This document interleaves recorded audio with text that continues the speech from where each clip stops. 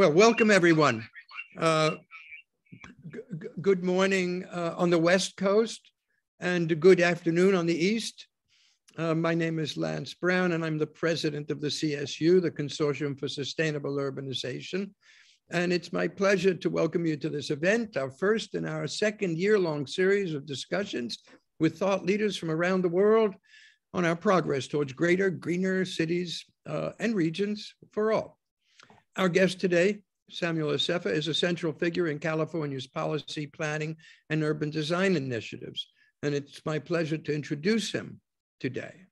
For those attending who want AIA continuing education credits, please do stay for at least 45 minutes, and then use the learning objectives of the invitation and self-report one learning unit to the AIA. For those joining us for the first time, the organizer of this series, now in its second year again, the Consortium for Sustainable Urbanization, is devoted to building bridges between the United Nations and civil society, the design professions, business, academia, and allied organizations. The CSU mission ranges from increasing awareness about issues and emerging issues, facilitating knowledge transfer between and among policy and decision makers, and fostering connections, networks, cooperation, and collaboration, all the time promoting the United Nations 17 Sustainable Development Goals, especially Goal 11 and the New Urban Agenda, adapted in Quito at Habitat 3. We work in concert with a group of partners. We want to, in the spirit of collaboration, we want to thank all of the program partners, specifically the UN Habitat New York office, the AIA New York chapter, the UN Habitat Professional Forum, the NGO Committee on Sustainable Development, Columbia University's Center for Buildings, Infrastructure, and Public Space, CEL, the Creative Exchange Lab, and our most recent partner, Global Urban Development, GUD. I also want to give a special thanks to my colleague, Rick Bell, for initiating the Green Cities series. I invite everyone to visit our CSU website and support us by registering for our upcoming 2022 virtual gala on March 16th.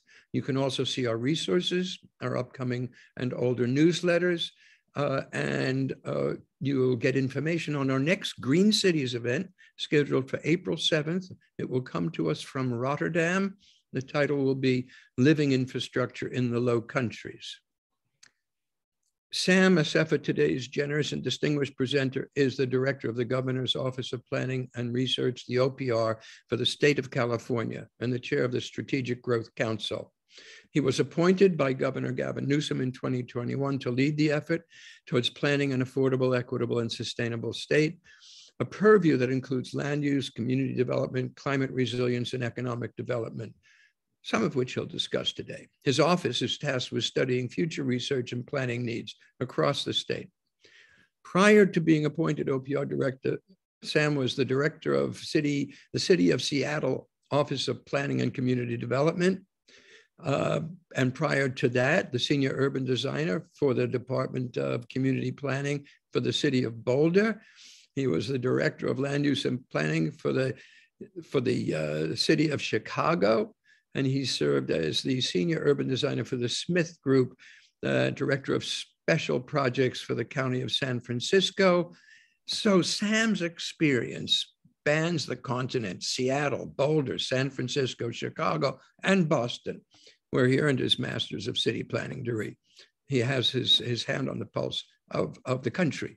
On a more personal note, I met Sam back in the turn of the millennia around 2002. At that time, we were both involved with the still emerging and very active AIA, National, Regional, and Urban Design Committee.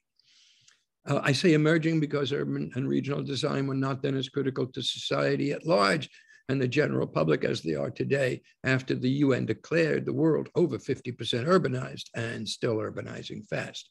So Sam, along with a number of other progressive colleagues like David Dixon, Soren Simonson, Randy Jones, Alan Gass, were leading the charge and framing the issues that have become so critical today. Sam got his feet wet early and has spent the last 20 years honing his wisdom to become the planning and urban design Johnny Appleseed he is today. I know there will be many questions for Sam. Please use the Q&A. And now it's my pleasure to give the mic to my distinguished friend and colleague, Samuel Assefa. Sam, over to you. Thanks. Thank you, Lance, for that introduction. Just technical notes. I cannot turn my video on. Lance, can you click on your and give me the host so I can start Sam's video, please? Well, while you do that, thanks, Lance, and it's again great to see you again after so many years.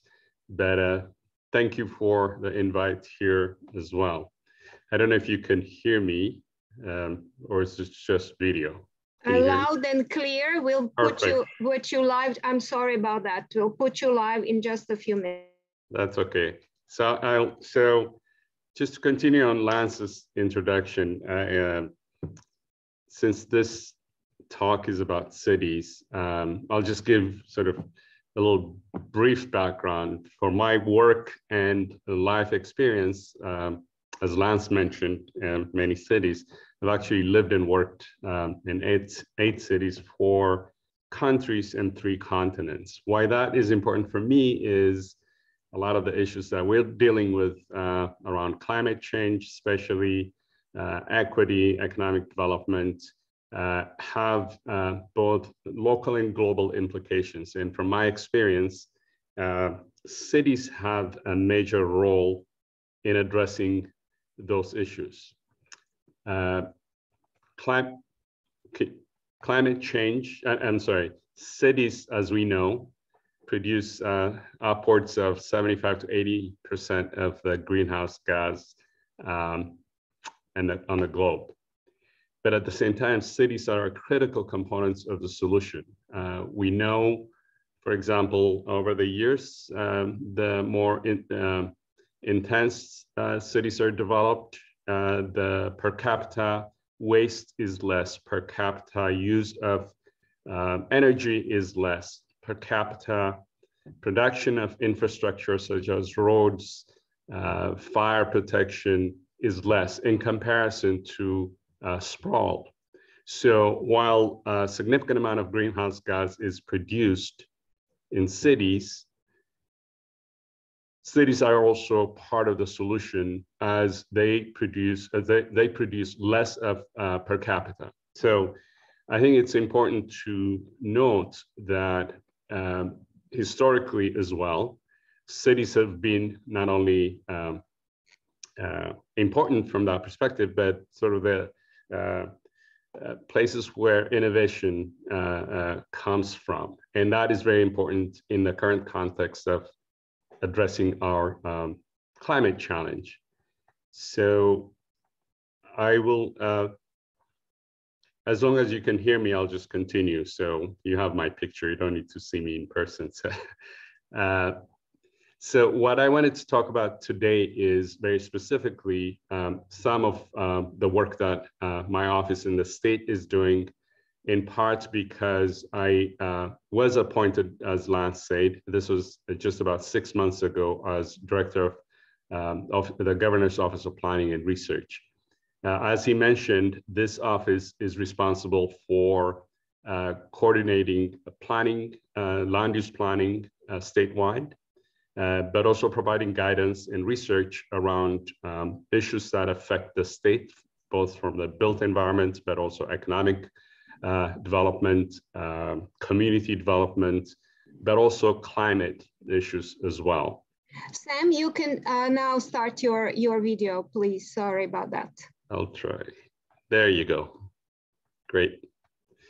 So, the office within OPR, as mentioned, the Strategic Growth Council sits in there as well, which I'm part of that, part of a 7-state agency organization, which is really unique in the state. As chair of that, I engage a lot with my colleagues across the state agencies, including transportation, agriculture, conservation, California EPA, housing. So these are sort of intersectional issues that really hit and impact climate issues as well. At OPR, part of my responsibility and part of why I am here is the recognition that the importance of land use in addressing all of these issues. Land use is a critical through line of many issues that I mentioned around climate, housing, economic development, equity, access to opportunity, and more. So as such, part of my work with my teams across the organization, but also across the agencies, is prioritizing how we manage our land in the state as a primary policy lever to advance the state's and the governor's goals on a number of issues, equity, future-proofing of the economy, and creating good, accessible jobs in clean energy and housing, but also combating climate change.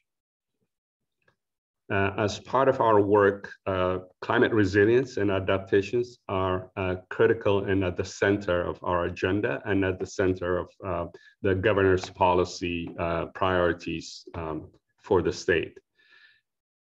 Just last Monday, the Intergovernmental Panel on Climate Change put out a report that stated climate change impacts are here sooner than we expected. It paints a dire picture, and cities across and communities across the globe, and especially here in California, can attest to that. Just in the last few years, we've seen devastating impacts of fire, extreme heat, floods, drought. So it is not only real, but it is happening almost on a daily basis. And as we continue to drive down emissions, as we transition to clean energy economy, we must make significant investments in adaptation and resiliency actions, and there is no time. Again, I would encourage everybody to read the IPCC report. As I mentioned, it paints a pretty dire picture. For example, OPR's integrated climate adaptation and resilience program is at the center of our work to address these issues, helping to coordinate agencies and climate science to build capacity at the local community level, including in cities and regions across the state, and plan for and implement adaptation projects through direct investment as well. Let me just give sort of the context of California.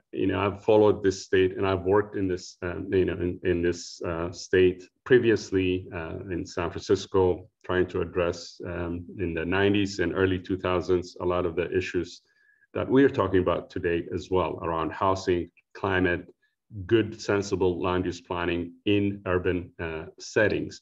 But California has for many years led the way in addressing climate change through bold policies and programs. But recently, the state has doubled down on that commitment as the devastating impacts of climate change on California communities have become almost, as I mentioned earlier, a daily occurrence. Since just as an example, recently, since taking office 3 years ago, Governor Newsom has signed a number of bills and legislations that are really cutting edge. AB 793 by Assembly members Phil Ting and Jackie Irwin, making California the first state in the nation to establish minimum recycled content requirements for plastic beverage containers, and making California's standards literally the strongest in the world. As you know, significant amount of plastic is produced in cities. So that's an important legislation. SB 895 by Senator Bob Archuleta for zero emission fuel infrastructure and transportation technologies. SB 1320 by Senator Henry Stern for California climate change assessment, which my office is responsible for conducting the assessment. The governor has also signed major legislations in the last 3 years to boost housing production and remove barriers to construction of accessory dwelling units, for example. very important component of making our cities both livable and that also address climate change and affordability of cities. And the governor has also signed 16 CEQA, or California Environmental Quality Act, reform bills to streamline state laws to maximize housing production. But what is really remarkable just in the last few years is the significant amount of resources the state, the governor, and the legislature have dedicated to climate change. Historic and unprecedented amount of budget just in the last couple of cycles towards addressing, climate change challenges, including budgets for housing, climate strategies, wildfire resilience. So I'll talk briefly about those next. Just last September, on the climate budget, the governor dedicated $15 billion in climate budget. The state is through that committed to both transitioning to clean energy economy and effectively preparing and adapting to the impacts of climate change, especially in our low income and communities of color, which we know now are disproportionately impacted by climate change.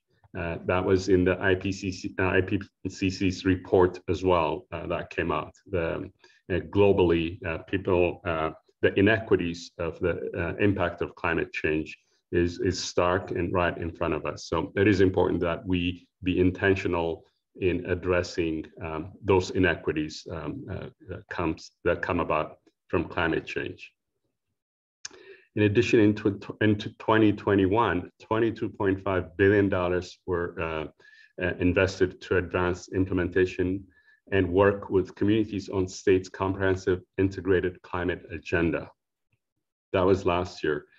And then in order to tackle the climate crisis, California is also looking to focus the production of affordable housing options near the places where most Californians need to be every day.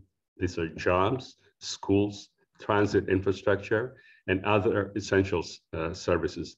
This is important, obviously, for many reasons, but also for climate reasons. As I mentioned, more compact developments have significantly less per capita impact on resources and climate. And then to that end, Governor Newsom has proposed in his 2022-2023 budget over $1 billion in integrated climate and housing investments, which builds on, again, the unprecedented funding in the last two budget cycles that I mentioned.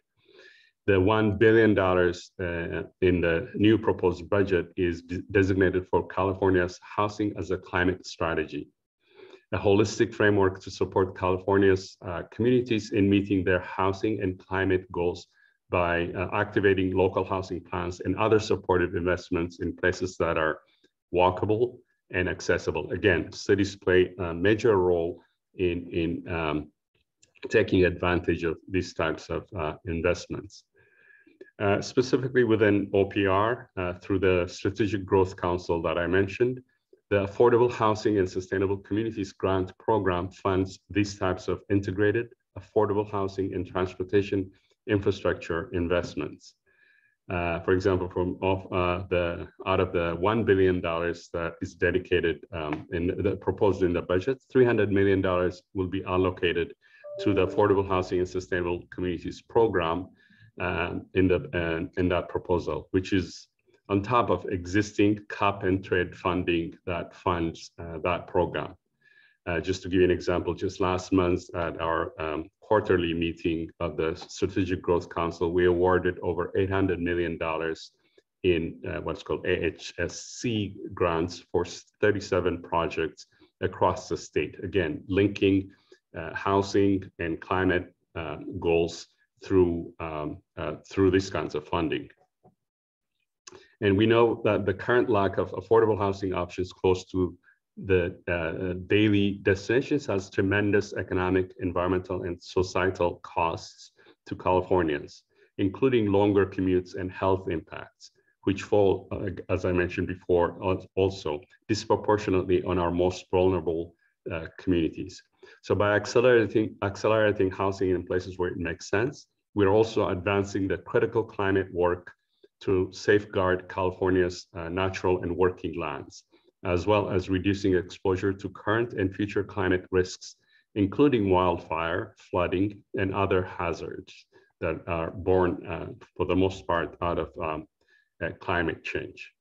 Just this last year, wildfires destroyed at least 3,600 structures, which cumulative economic losses are estimated to be $45 to $55 billion. In 2020, wildfires destroyed over 10,000 structures, resulting in over $10 billion in property damage. The 2020 and 2021 wildfire season came at the heels of the catastrophic 2018 wildfire season, which destroyed over 24,000 structures, resulting in over $28 billion in property losses and cumulative economic losses around $150 billion. The biggest impacts are also on societies. I remember a couple of summers ago in Seattle, during COVID, as it was subsiding a bit, we also had to shut down the city, and not because of COVID, because the smoke from the California fire was choking everybody in the city of Seattle. And that smoke had gone across the world all the way to the other side of the world. So it is a critical issue that we have to address, and that impacts not only just Californians and local communities, but it is a global issue. So given that context, I want to talk about what a resilient California could look like. Climate resilience and adaptation are often discussed together, sometimes confused, but it is helpful to distinguish between them, to make some distinctions between them. Let me try to explain what I mean. Generally, adaptation is an action or set of actions that reduce physical climate risk, such as wildfires or flooding.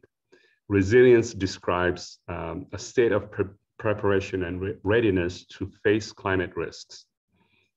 So the state of California is not only leading on this, but is taking steps to prepare for the impacts of a changing climate at the state, regional, and local levels, including cities, and preparing communities for adaptation actions which contribute to our collective resilience. The adaptation actions contribute to our collective resilience. So building long-term resilience to increasingly severe wildfires, driven in part by our changing climate, requires a holistic and strategic approach that brings together investments in forest health and fire protection, emergency preparedness, and response. And OPR's work in land use planning, community development, and economic opportunity to address these issues. So how our communities are planned, designed, built, and maintained is a critical component to address these issues, including building wildfire resilience. My office and state agencies are working, as I mentioned earlier, working closely in partnership across all levels of government in addressing these issues, and communities statewide to both protect and safeguard our existing communities while also ensuring that new growth and land use decisions take into account appropriate measures to address the future risks posed by climate change. OPR plays an important role in adapting and updating, for example, planning guidance and resources to support fire-adapted communities, with a major focus on helping communities to better understand and address wildfire risks. Let me give some examples. Our recently updated fire hazard planning technical advisory to help cities and communities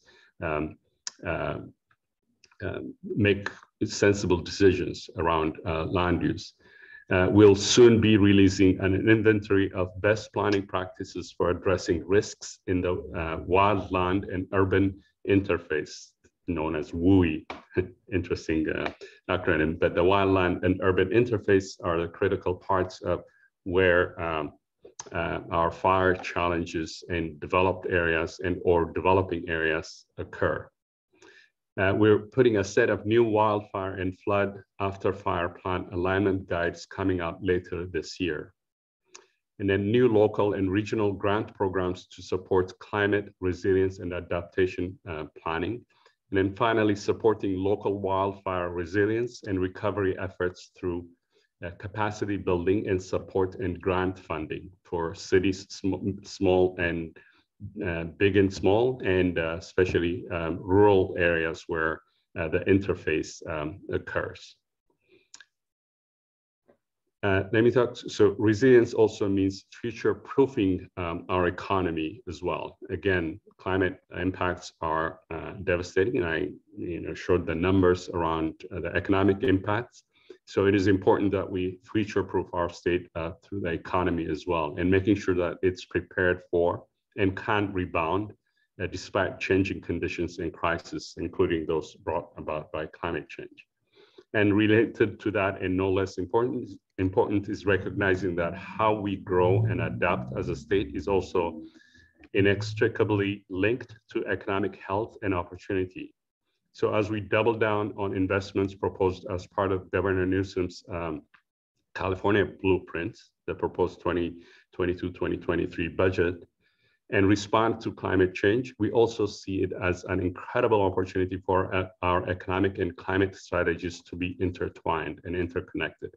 And this is reflected in the proposed budget across all components of the $280+ billion budget proposal. Deliberate intent by the governor to make sure that we connect the dots and all of the actions and programs and policies that we would focus on where that budget and resources will be invested. And through the last budget cycle, the Office of Planning and my office and Planning and Research was allocated, for example, $600 million to stand up the, what's called the Community Economic Resilience Fund, to continue to leverage the state's diverse economies while approaching economic planning and development differently, to think regionally and to think differently about how we make decisions around economic development in various regions of the state. In this case, dividing the state into 13 regions, and then by especially putting workers and communities at the center of economic decision-making and investments, and then taking climate as an important component of that as well. So the Community Economic Resilience Fund, or SERF, will support regions and local communities and institutions developing new regional plans and investment strategies and projects that help diversify the state's regional economies, develop good paying jobs, and unleash the clean technology revolution, which California has often been a leader in. So in conclusion, while the IPCC reports paints a really dire picture and globally around climate change, I really truly believe in California we are positioned at this time with an unprecedented opportunity, both from government's, business, community leadership perspective, but incredible amount of resources that are dedicated to make a major impact combating climate change. And to that, I'll go back to saying that cities have critical roles, big and small, in addressing those issues. And the state and my office are ready and are working with regions and cities across the state to collectively address these intersectional issues and challenges, which I do believe, again, California has an incredible, unprecedented opportunity at this time in the next few years to make a significant impact, not only for the state, but as it often does, other places, other states in the country, in some cases, the world follows our example. So I'll stop at that and happy to discuss and take questions. Thank you. Okay, thank you, Sam. Can you hear me? Yes. Good. I would turn my picture on, but I don't know how, and it's not important. What's important is that we've had a lot of very constructive comments and questions to your presentation. I also want to say, in general, with Green Cities programs, this has generated the whole topic and yourself quite a sizable audience. We're pleased to have everyone with us, many of whom are old friends and some wonderful new friends. The questions range rather broadly from those questions coming from those who are very familiar with the state of California, asking from a long view, which you may or may not be able to entertain, but why not give it a try, asking for comments on the limits to growth report that was produced 50 years ago and whether or not that it has any currency today with the discussions and the changes in circumstances since then.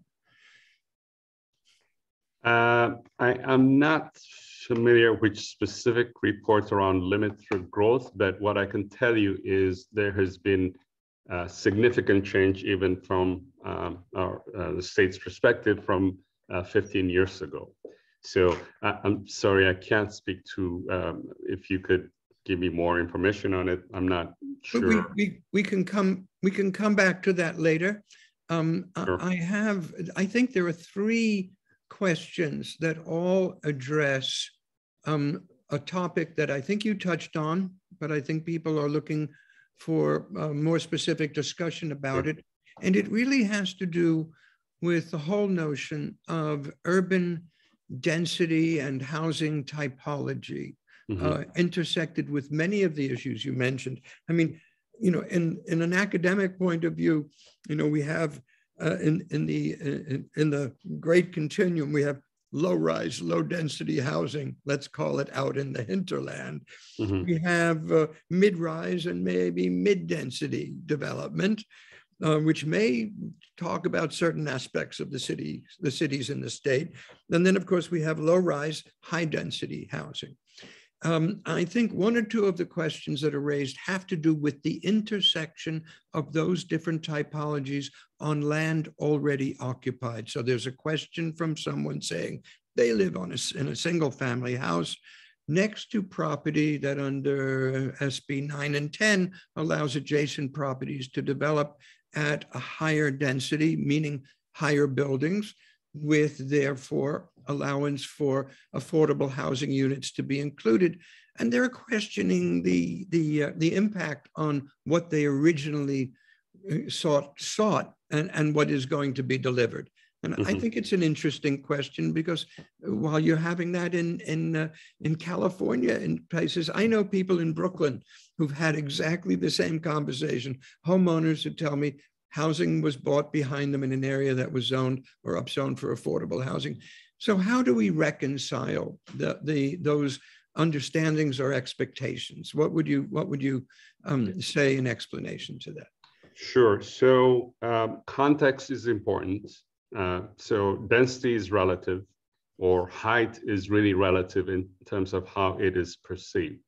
And I'll respond by giving sort of a couple of examples from just my own experience.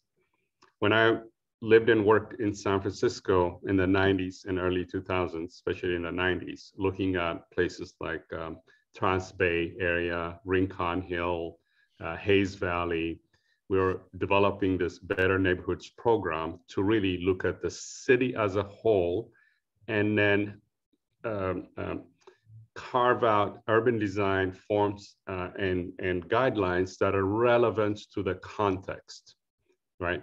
So in that context, for example, for downtown, 550 foot, which is about 50 stories, the Trans Bay terminal, the Trans Bay, the Transamerica building, most of you familiar with San Francisco, you know that building, which was about 750 feet high, was considered historically prior, when it was built, devastation for the state of, for the city. And now it's almost like a landmark. As a result of that, the 550-foot height limit was established in San Francisco, I believe in the 70s, in reaction to that building. So just remember 550 feet, because the city and citizens felt that anything above that was devastating for, the context or the skyline. Today, Transamerica building is one of the tower is well liked, and it's pretty iconic. And fast forward, I'm in Boulder, Colorado. Just the difference was a zero. 55-foot height is the height limit. They would consider 55-foot height as a behemoth or a high-rise.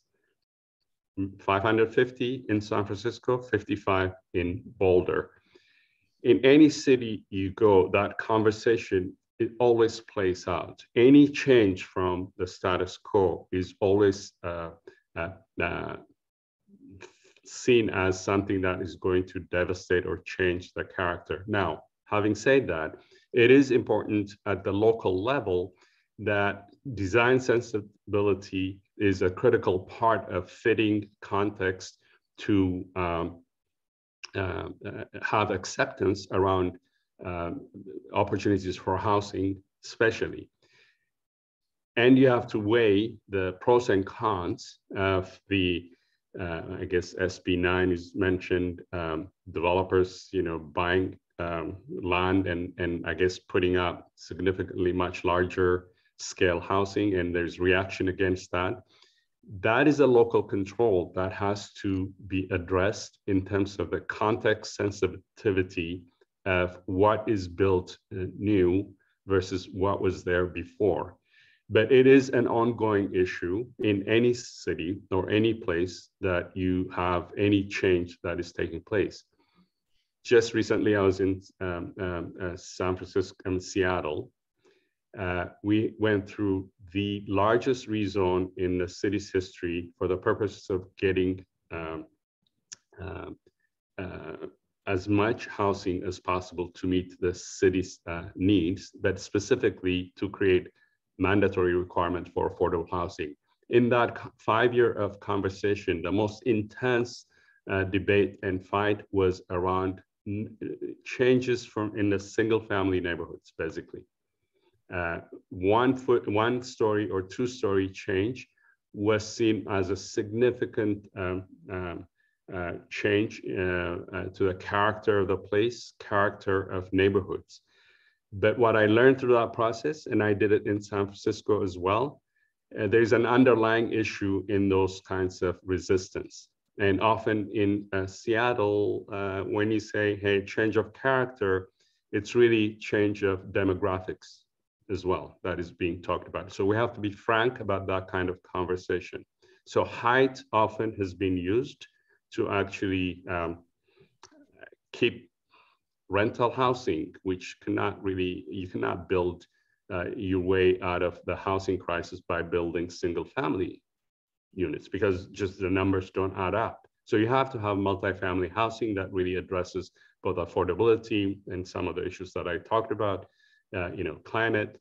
So often height is used to actually stop projects. The character change, the climate impact or shadow, those are important issues to consider, and they should be addressed. But just height in and of itself is not necessarily, I don't believe, in my experience in Lance, when we were working as RUDA or Regional Urban Design, we did a lot of work around, what is the most important characteristics of a place. Height, to me, is the least of the problems. It's the character of the building, the context, the design. You go to many beloved cities around the world, you don't even think about the height of the building. So anyways, I hope that answers that question, but that is my perspective from debate around change of character because of height and density.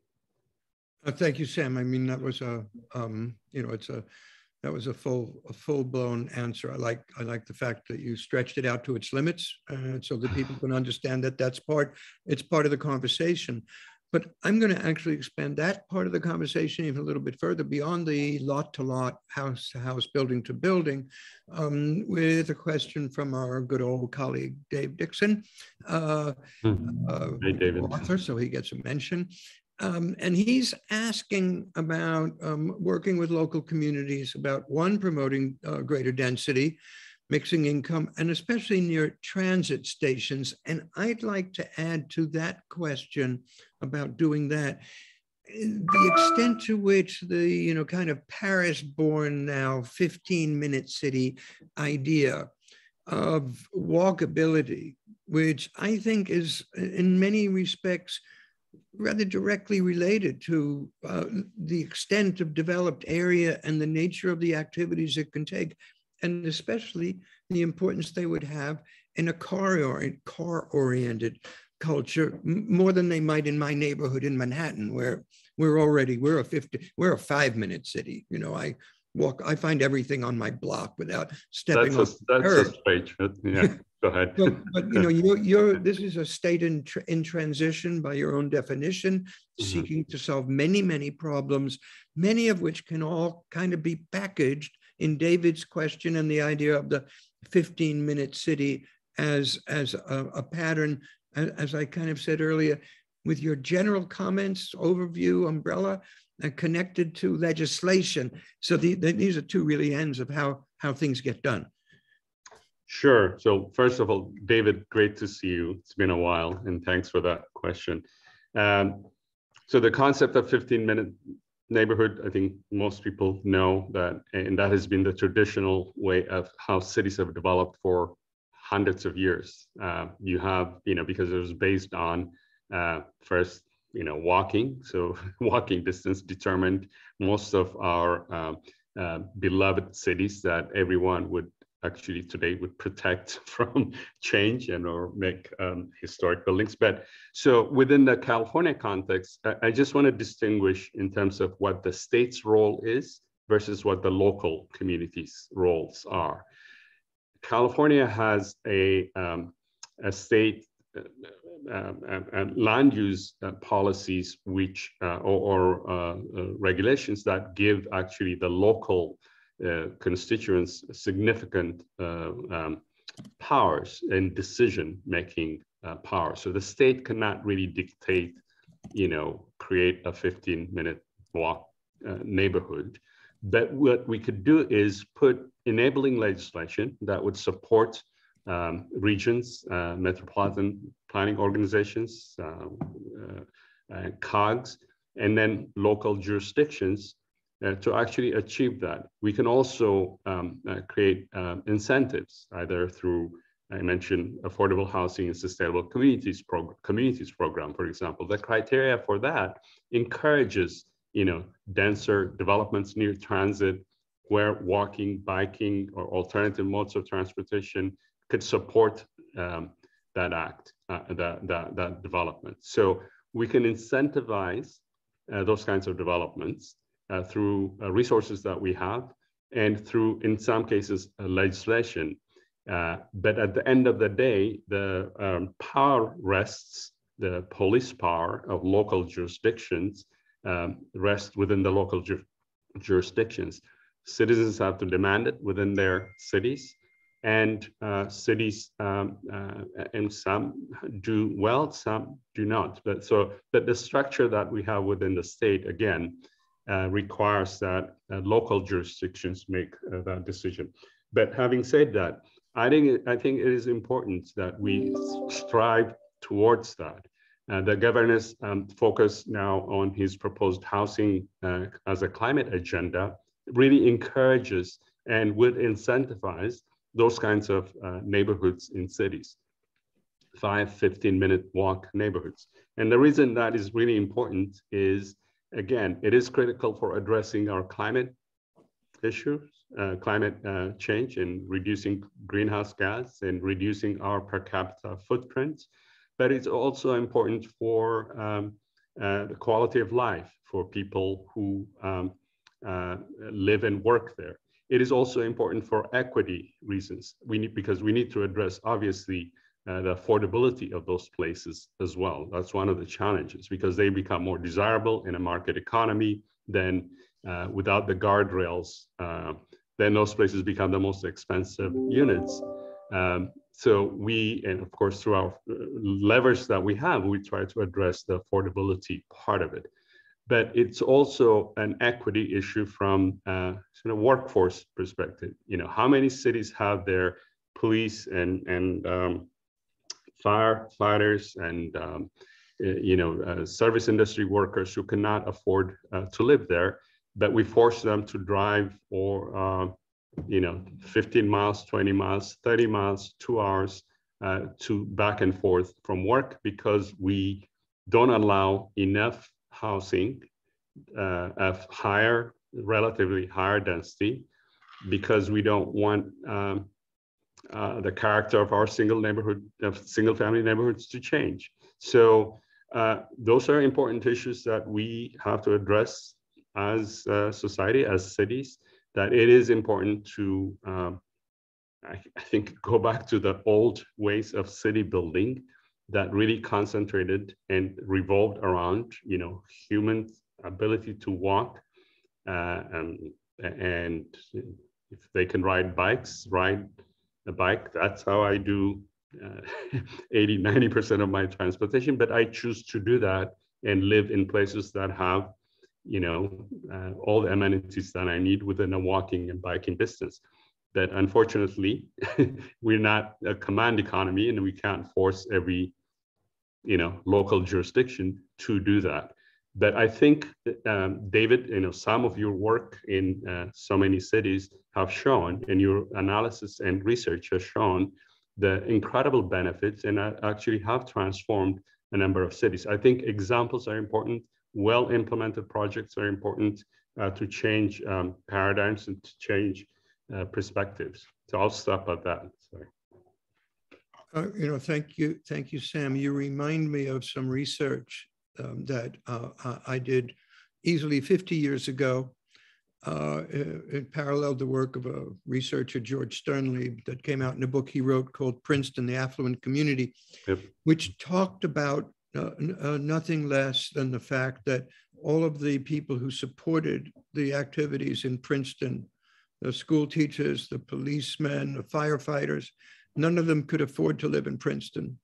They all had to live far away, and that was during the era when the gas prices were going up and crazy, and the school taxes in the lower densities were going up. And the argument was, these people cannot sustain their livability when forced to live at a distance from where their action is.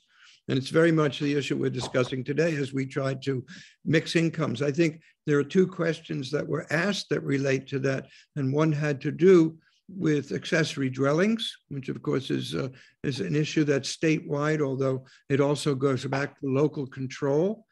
I think there was another issue, which is it's not exactly the same thing, but actually it has to do with the modification of existing low density environments, because the one is the accessory dwelling, add that to the package, and the other one is about rooftop solar, which also changes the configuration of things, and the question of how it impacts middle and low income housing, given the net metering proposal that would maybe raise the cost.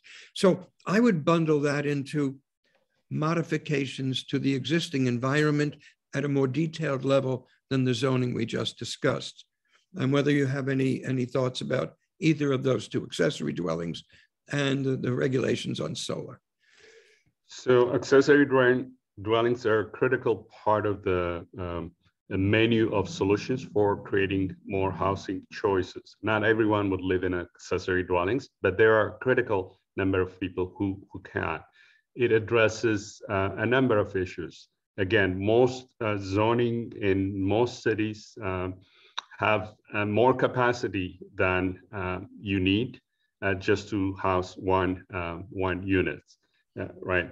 So that is, the concept of infill development, which the state, both through legislation and resources, is encouraging. And the governor's housing policy around, focusing on infill, the legislations that was passed in 2020, all of those encourage accessory dwelling units.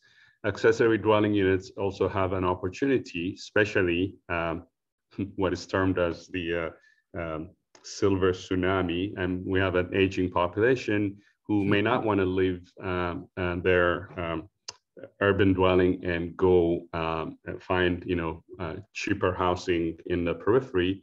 Can choose accessory dwelling units where they could live and rent and get income from their main house.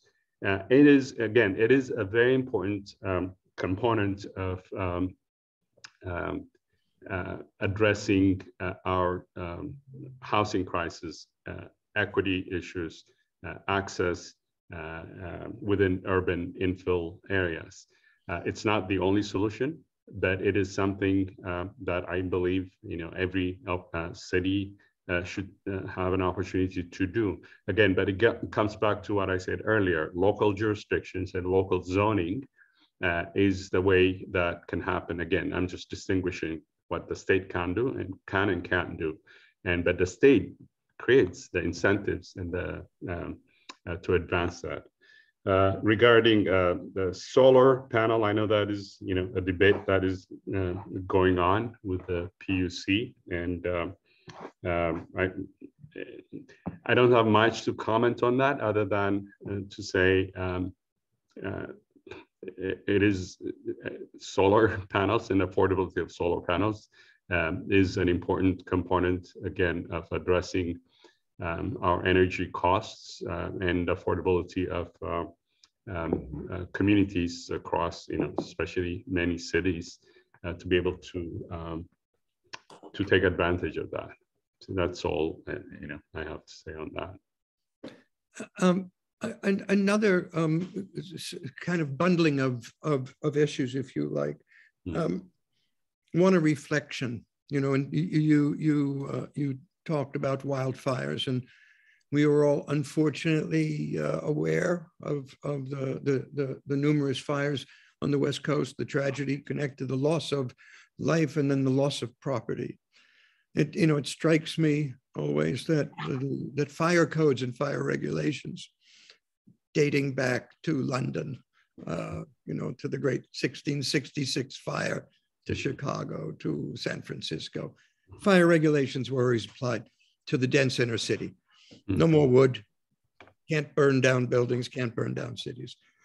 Rarely were they applied to low density areas because there wasn't the idea of protecting your neighbor from yourself. If you had a fire, you burned your own house. You didn't burn down the rest of the city. But now, of course, we come into an era where spontaneous fires, and here there's a little connection, because while some things are local code, some things have to be regional or state, meaning sources of fire, which we've all heard, of course, have to do with power lines and other issues that create fire unexpectedly. So we can conflate those to some extent, but it also does come down to revising codes in all respects to climate change and other changes. And we all know that administratively, in general, there's kind of, for want of a better word, a slight constipation in the changing of laws and regulations. So from your experience in a state that has many of these challenges on the front line, two things. One, we can't enumerate the many things that have to change, but what's your estimate of the rapidity with which responding with, and this I'll combine with another question, responding to issues of possible mitigation or realities of adaptation, the time frame for that, given what we talk about now from 2030 to 2050, the necessity of not only saving and making safe what we have now, but as a panel I was on this morning, looking to 2050, are we really going to get there with a safe environment? So how is the process of of these separate alterations to rules and regulations and codes proceeding from your point of view? Well, that's a loaded question in terms of the time span, especially, or sort of prediction. So there's no question about our regulatory process, whether it's at the local level or at the state level, is a cumbersome and a long process. I know our fire department has, produced really well thought out guides and to a certain extent regulations based on lessons learned from the devastating fire over the last few years. So the implementation timeline of that really depends on what are the projects that are proposed that are coming in the pipeline and are taking advantage of that and or planning accordingly. So I think it's an incremental process. I don't think there's by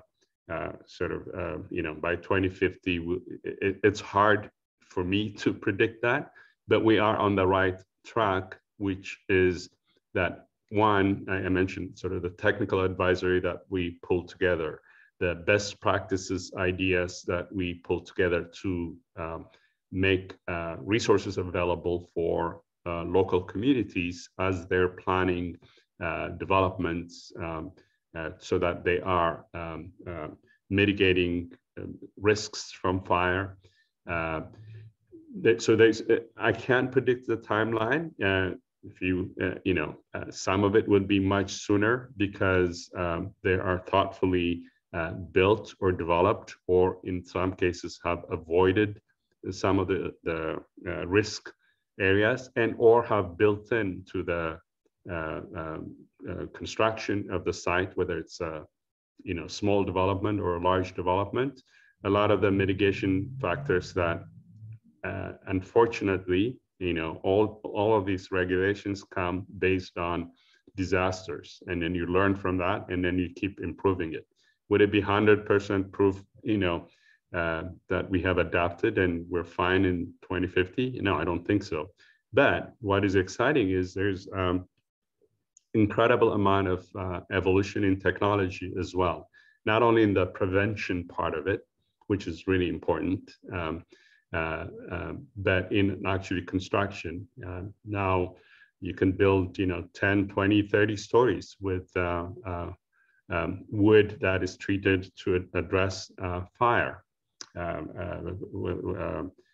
So technology, I think, has a big role, and usually great technologies come up and innovation come up because of challenges around that. So it's hard for me to predict sort of specific timeline, but both at the state level and at the local level, a lot of the fire protection measures are accelerating. That I know for sure.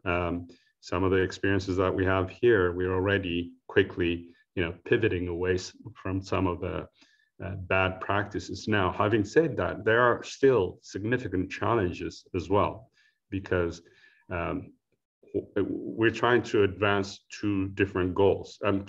In one hand, we want to maximize opportunities where we can build. At the same time, we want to be cognizant, especially in the interface between wildland, for avoid wildfires.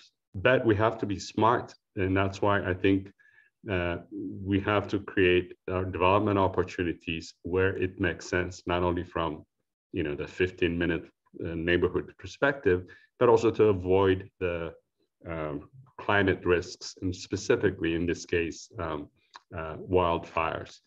But again, I know I'm not answering the question very directly because it's very hard to say what the timeline is. What I see is we are in the right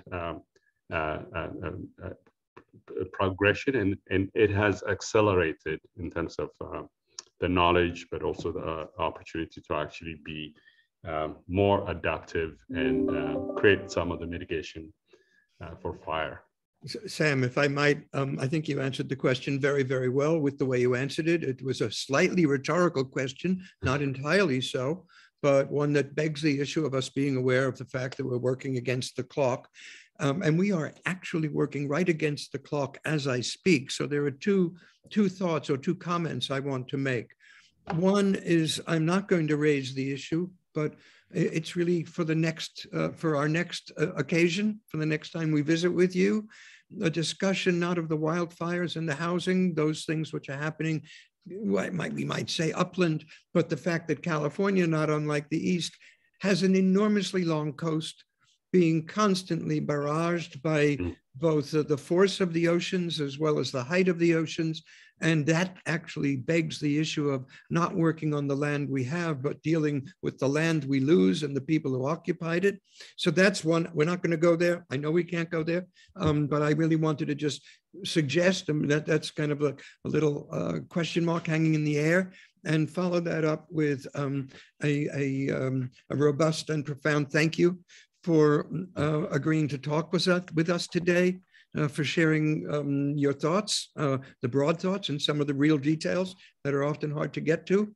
And we are in your debt for doing that. And we wish you well with all the work you do. Thank you so much, Lance, and thank you to CSU and all the participants. These are important issues. It takes a village to address them. And I think we all have, first of all, we need to talk about them and really understand it. But more importantly, we need to really see how we can solve some of the biggest challenges. And as I said, I'm actually very optimistic that we are at a crossroads in terms of addressing a lot of these issues in a significant and impactful way. Thank you. Great. So thank you again. Thanks to Rick Bell and Arena for helping to bring this off, and to the CSU board for all the support. And please all do visit our website and stay engaged with our future activities. I think I might have mentioned next month in April, we'll go to Rotterdam and we'll hear about water issues in the Low Countries. With that, be well, good weekend, and bless you all. Bye. Cheers.